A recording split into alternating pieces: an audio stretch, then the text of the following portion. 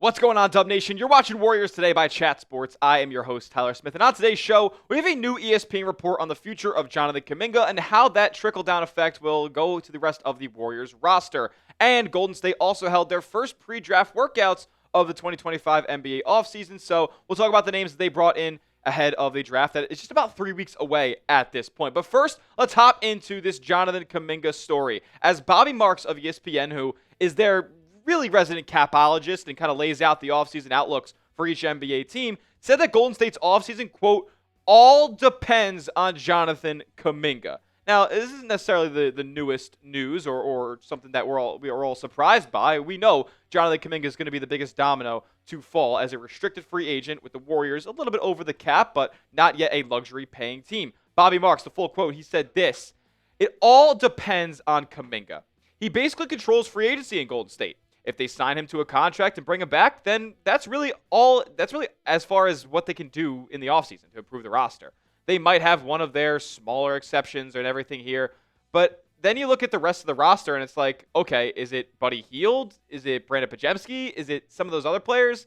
Guys that are not making that much money." And again, like, we knew that Kuminga was going to be the biggest domino to fall this offseason, and there have been a couple of reports coming out over the past few days that, likelihood is increasing that Kuminga could be brought back on a deal long term. And we know how much Joe Lacob loves Jonathan Kuminga. But my assumption here is that I think the Warriors need to get better this offseason. And I don't think you can get much better by keeping Jonathan Kuminga and signing him to a long-term deal. Because what did Bobby Marks say? There aren't a ton of players on this roster that make a whole heck of a lot of money. And Jonathan Kuminga could be making a whole heck of a lot of money this offseason if he gets a new deal elsewhere. As far as who Golden State could trade aside from him, like, you got Kuminga, who's a restricted free agent, so you already are kind of capped at the return you can get back, unless you attach one of these other names in the deal. But remember, Jonathan Kuminga, whatever his contract offer sheet that he signs with a new team in a sign and trade, Golden State can only take back half of what he's making on that new deal. So it complicates things a good bit. Third teams might have to be involved, and it could get hairy, and, Jonathan Kuminga could end up just coming back to Golden State. You never know. But Moses Moody makes $11.5 million, around a mid-level exception kind of contract. He's starting his extension of 3 years.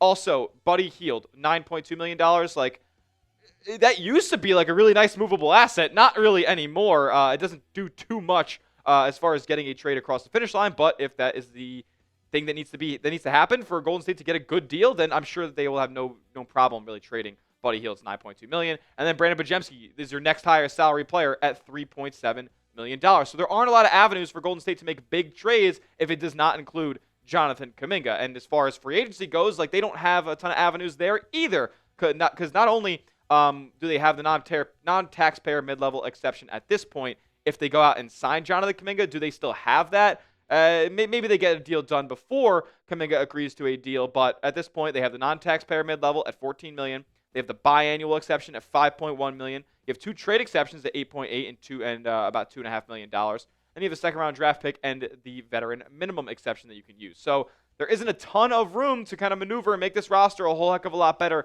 than it was in the playoffs that we just saw, but and then translate it to 25-26. And Anthony Slater kind of burst my bubble a little bit, to be quite honest with you, because I thought this would be a pretty eventful offseason for Golden State, and I still think it will be. But Slater said this on the most recent episode of the Warriors Plus Minus podcast. He said, "It's not entirely impossible to see this roster come back relatively as is." And that's unfortunate, man, because I just don't think the roster relatively as is can win a championship. And I'm not so sure that a marginal addition, somebody that can take up that mid-level exception contract, gets them over the hump to beat an Oklahoma City Thunder. So I think this would be pretty big malpractice from Golden State if the roster comes back pretty much the same.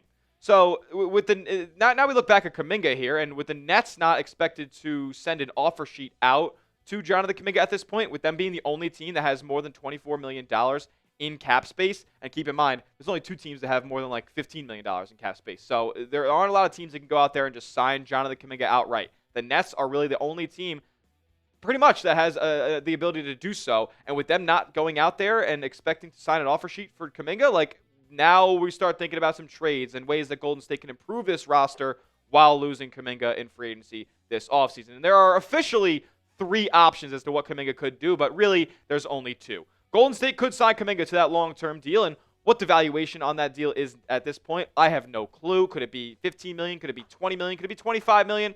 It's all up in the air at this point. Maybe we see what his market looks like, externally, and maybe we work out a sign and trade. You never know, because there aren't a ton of teams that can go out there and just sign Kuminga to an offer sheet, and that's unfortunate. But you could facilitate a sign and trade elsewhere. I think that is looking a little bit likelier at this point. And then you have Kuminga. He could sign the $7.9 million qualifying offer that makes him an unrestricted free agent in 2026, but that is very, very unlikely. So these are the two only options here. Either he's coming back, or we're finding some assets for him and sending him away in a sign and trade. But as far as what you could potentially get back in a sign and trade for Jonathan Kuminga, Tim Kawakami, Warriors insider, who I see as a realist and somebody with common sense on the internet, he doesn't seem to be, at least, too excited about a Kuminga sign and trade and what it will return back. He was doing a mailbag with the San Francisco Chronicle, and he was talking about some things he could get back. Somebody asked him, could the Warriors find their an Alex Caruso in a Jonathan Kuminga sign and trade, where the Thunder sent away Josh Giddey, a player who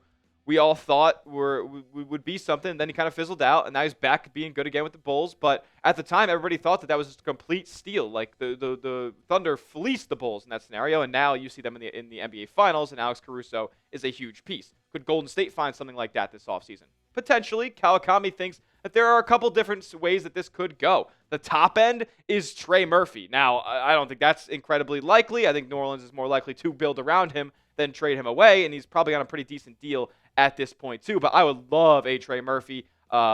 He's about as close to an all-star as you can get, and if Golden State could find a way to swindle New Orleans, who's thinking about blowing it up, into taking Jonathan Kuminga for Trey Murphy, I would be all for that. I would be calling him up right now, making it happen. On the middle rung, he would have Bruce Brown, and then the player that he said would be most likely for Golden State to get a return back for would be DeAnthony Melton. And he said if they're trading Kuminga, I think the Warriors would ideally want more than Melton's current value in return, especially now that he's coming off a torn ACL. But if you're speculating Melton's pre-ACL production and fit, where he was the starting shooting guard and won that spot early in the season, I think it's just about a realistic value for a Kuminga trade in July. I don't think it would actually be Melton, but who knows? And the player that the Warriors traded for, or to be signed last offseason for the mid-level exception in DeAnthony Melton, like, that was a good player. That was a guy who can go out there and average 12 points a game, a couple assists, be able to handle the ball, initiate Golden State's offense, and let Steph work off of the ball while playing really pesky defense on the other end and creating transition opportunities as well. But we know he tore his ACL 12 games into the season, and it was unfortunate, and we had to send him away in the Schroeder deal. He could be coming back to Golden State on a shorter-term deal this offseason, but who knows? I don't think Jonathan Kuminga will be traded, and it'll be some sort of double sign and trade between the Nets and the Warriors. Now, I say all this to say, like, Tim Kawakami also mentioned that he has no clue what Jonathan Kuminga would return back in a trade. We haven't heard any rumblings of any potential frameworks at this point. It's all speculation. I've thrown out names like Kobe White of the Bulls, but I've also thrown out Nikola Vucevic and like Alonzo Ball package on the Bulls as well. Cam Johnson's a pipe dream. Like, there are names out there, but who really knows what Kuminga is going to go for at this point? Where will Jonathan Kuminga play next season? I want to hear from you guys. Will it be in Golden State? Will it be somewhere else in the NBA? You comment that down below for me right here, right now. I'm trying to hear from Dub Nation. Next, we're going to get into the Warriors' first pre-draft workouts of the offseason, as they had brought in 3 names, and a couple of them who were going pretty deep into March Madness. You might know them. We'll talk about that in a moment, but first, I got to give a huge shout-out to our sponsor, and that is Prize Picks. Prize Picks is America's #1 daily fantasy sports platform because it's daily fantasy made easy. Here's how it works. All you guys got to do is pick a lineup of 2 to 6 players and just pick more or less on their projected stats. Whether it's basketball, baseball, hockey, you got the finals in both of those leagues going in full force at this point, and you can win up to 2,000 times your money on Prize Picks. They always want to make it easier for you guys to win real money in real time watching your favorite sports because they offer awesome deals like Taco Tuesday, which is active today. They'll discount a player's stat projection up to 25% off and make it easy for you guys to cash that square. Also, Flex Friday, where if you lose your lineup, they give it back to you in promo funds up to $20. My lineup for Game 1 of the Finals is as follows. I got SGA more than 33.5 points. I got Isaiah Hartenstein more than 7 rebounds. And Tyrese Halliburton more than 9 assists. You can tail my picks or fade them. Just do it at Prize Picks. Download the Prize Picks app today. Use the promo code CLNS for $50 instantly when you place your first $5 entry. You don't need to win to receive the $50. It's guaranteed. Prize Picks. Run your game. All that information will be clickable down in the comment section and description of today's video. All right, the Warriors, they do hold the 41st pick in the 2025 NBA draft. So not the most premium draft selection, and they're not really appearing in a ton of mock drafts at this point because not a lot of them have gone 2 rounds. But the Warriors are holding a pre-draft workout today for 3 separate prospects. The first one we'll talk about on the show is Ryan Nembhard. Now, it's unfortunate because Golden State is now bringing in another player who is closer to being under 6 foot than he is to 6'5". But the basketball IQ of Ryan Nembhard cannot be understated. I've watched this guy for years, dating all the way back to his days back at Creighton. He's an excellent player in the pick and roll as the ball handler. He doesn't turn the ball over, especially in the open court. Like, he's really smart with the basketball. He makes the right reads. He led the nation in assists last season, and he's a capable scorer as well. He can shoot the 3 ball at a 40% clip. It's not going to be at a crazy high volume, but I like Ryan Nembhard a lot as an option for Golden State. When you consider his ability to kind of just be a floor general. Like, he's not going to wow you with his size. Like, he is at barefoot when he measured at the combine was 5'11". So again, not going to be great, but the experience, he's 22 years old. The defense and the floor and the facilitation are, really the qualities that NBA teams are going to be looking for with Ryan Nembhard. Next up is going to be Sion James from Duke, the Duke Blue Devil who transferred from Tulane this past season and was a mainstay in their starting lineup and really was a big guard there at 6'6", like Duke's starting 5. I don't think there was a player below 6'6" in the lineup, so it was actually insane. But Sion James ran a lot of the ball handling duties out there for Duke when Tyrese Proctor would run off of the ball and whatnot. Like, Sion James would bring the ball up, he'd initiate, but his calling card specifically is his defense. Yes, he can hit the 3 ball at a 40% clip. Again, not on a huge volume for James this past season, and he can work in transition, but like, his calling card is his on-ball defense. He's an elite wingspan. He's big-bodied. He's jacked, no doubt about it. And he was able to take on some of the toughest assignments in college basketball this past season. And for a Duke team that was flooded with 5 stars here and NBA prospects there, like Sion James was a legit guy who went from a mid-major to Duke, balled out, and now has himself in the NBA draft conversation. I like this pickup a lot, and I think he fits what Golden State needs as a 3 and D player. Last guy they brought in was C.J. Huntley, the 6'11" forward center out of App State. And if you've seen a trend here, Golden State, I guess at least with the workouts they're going with so far, they're going after players who are proven and have done it in college and likely are guys who can contribute right away. What did Golden State get in the second round of last year's draft? They got Quentin Post, who, yes, wasn't a contributor on day 1 of the NBA season last year, but he was brought in as a guy who they felt like could play a role some point down the line. He gets a standard deal in the early 2025 and becomes a key rotation piece down the stretch of the regular season and into the playoffs for Golden State. I'm expecting more progression from Quentin Post next season. And then if they bring in a guy like C.J. Huntley, who, when I was watching tape of, like, has a pretty extensive arsenal of skills, man. Like, he's really, really good in the post.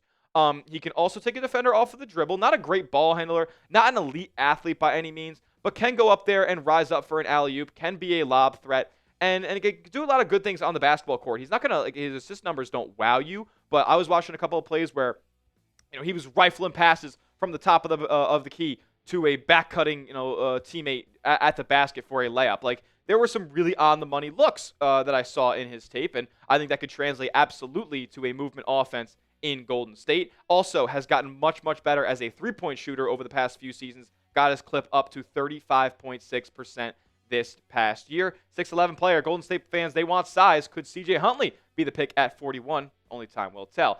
Pick one to draft for me down in the comments section. If it's Ryan Nembhard, you want the floor general, give me an RN. If it's Sion James, you want the stick defender, who's just going to be an absolute hound dog, give me SJ. And then CJ Huntley, give me a CJH if you're looking for the big man down in the comments section. And make sure you are subscribed to the channel.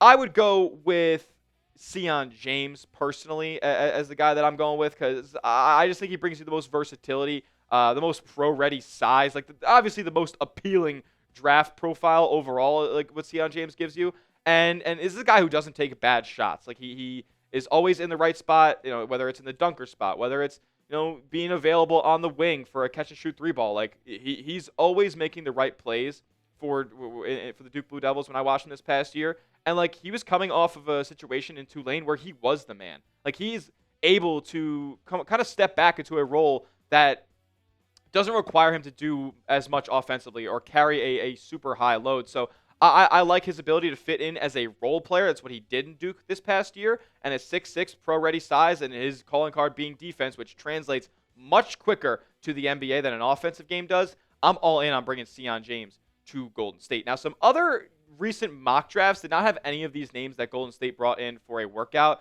as the selection at 41. Bleacher Report, Yahoo Sports had Chaz Lanier, the guard out of Tennessee, being selected by Golden State, and then Kobe Brea out of Kentucky, the guard, was picked in the Bleacher Report mock draft. So these are two guards that are kind of more so seen as straight-up sharpshooters rather than the skill sets that we saw from the Warriors workouts that they had on Tuesday. But Golden State definitely needs more shooting on the roster. They could absolutely get some production out of either one of these two guys. I like Kobe Brea a lot. Super efficient. That will do it for today's edition of Golden State Warriors Today. So make sure you are subscribed to the channel because we keep you guys tapped in with everything Golden State Warriors all offseason long, whether it's a Kuminga update or more Warriors draft workouts. You're going to find it here at Warriors Today. Go down below, hit that big red sub button. We'll see you guys all in the next one. And as always, let's go Dubs.